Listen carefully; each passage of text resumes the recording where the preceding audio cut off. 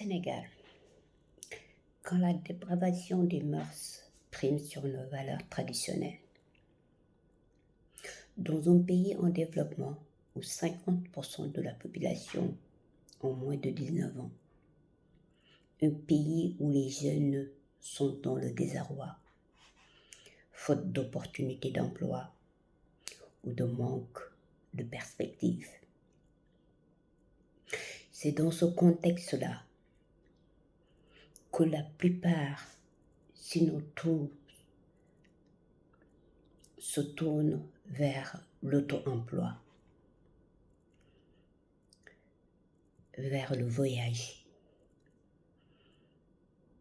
vers l'entrepreneuriat en général. Et dans ce lot, certains jeunes, eux, ont choisi la facilité, c'est-à-dire ceux qui veulent se faire de l'argent facile. Ces jeunes-là, eux, se tournent vers la prostitution, les agressions, les vols à main, les arnaques, entre autres dérives. Et quand vous parlez ou discutez avec eux et que tu leur poses la question à savoir pourquoi ils font ça, ils te répondent tout simplement que ils sont espoirs de leur famille et que dans cette famille, ils baignent dans la pauvreté. Mais est-ce réellement une raison? Et vous rajoutez à cela leur accès aux réseaux sociaux avec 1000 fois plus de visibilité. Ces jeunes s'adonnent à tout et n'importe quoi. La drogue, l'homosexualité, le lesbianisme. Et on a un parfait exemple ce week-end avec le démantèlement d'un réseau international de pédophilie et d'homosexualité ou d'homosexuels. Pourtant, il n'y a pas longtemps, on a eu le même procédé avec l'histoire de Bint mécanicien. Aujourd'hui, on nous parle de Pape Cheikh et compagnie, même s'ils sont supposés innocents. Le doute s'est installé. Et au final, on se pose la question de savoir à qui la faute. Pourquoi aujourd'hui cette dépravation? Est-ce la faute des parents ou aux enfants? Pour moi, je dirais bof aux hommes. La faute incombe et aux parents et aux enfants. Aux enfants avec leur utilisation tendancieuse des réseaux sociaux qui les poussent vers l'individualisme.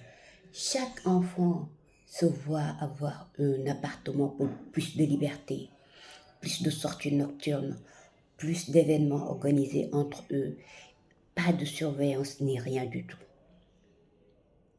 Ils ont cette liberté-là de sortir quand ils veulent, partir quand ils veulent, revenir quand ils veulent, rentrer quand ils veulent, faire ce qu'ils veulent sans aucune surveillance. Et pendant ce temps, les parents, eux, submergés par les difficultés pécuniaires, n'ont plus le temps d'éduquer les enfants. Ils n'ont plus le temps d'observer les enfants. Ils n'ont plus le temps d'accorder aux enfants, ne serait-ce qu'un tout petit peu d'attention.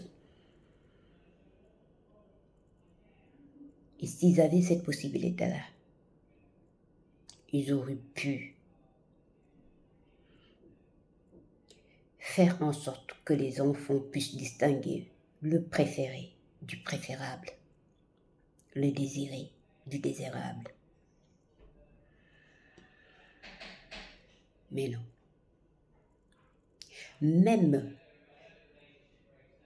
parfois c'est eux-mêmes qui poussent à ces enfants à rentrer dans ces choses bizarroïdes sous prétexte qu'ils reçoivent en partie de l'argent, des liasses de billets, des voyages, améliorer leur environnement ou leur logement.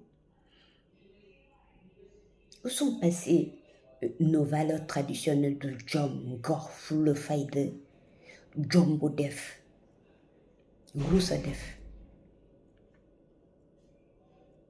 Je me pose toutes ces questions. Toutes ces questions me taraudent l'esprit. Et j'ai envie de vous dire, parents, chers parents, c'est à nous, parents, de prendre en charge nos enfants. Non l'inverse. Ce n'est pas à l'enfant de nous nourrir. Ce n'est pas à l'enfant de nous loger. Ce n'est pas à l'enfant de nous prendre en charge, en somme.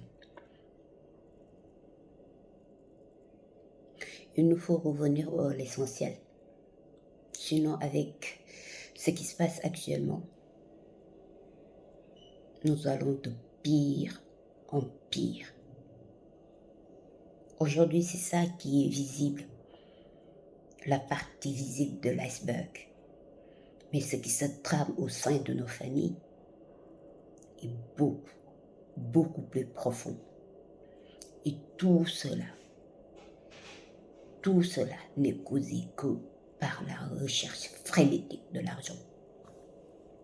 Seulement.